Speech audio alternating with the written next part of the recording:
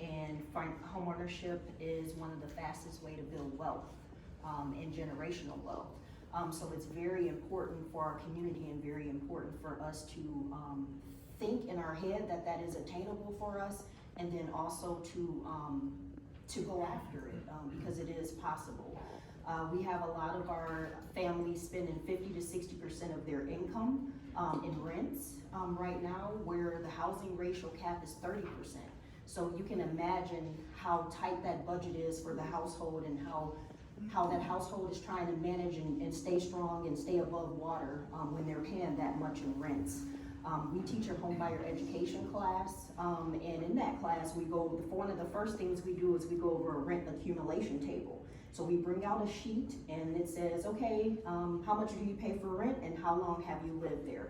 So one of the examples we use is if you pay $1,000 a month for rent and you rent your apartment for 5 years, you have paid $60,000 towards somebody else's equity in their property. And most times the property is not in good living condition. There's health or safety issues that exist within that. So now you're also, living in poor conditions and using up all your budget to pay for rents with that. And then you times that by 10 years, you've paid $120,000 on someone else's equity, where we can build it ourselves. We can have that equity and build that generational wealth ourselves.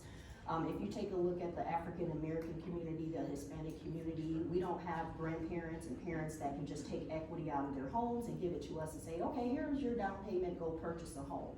So I think that it's very, very important to stress homeownership and to educate people and let them know that it is possible. There are resources available, and if we're talking about stabilizing communities and building up our communities, I think homeownership is one of the key areas that we need to look at.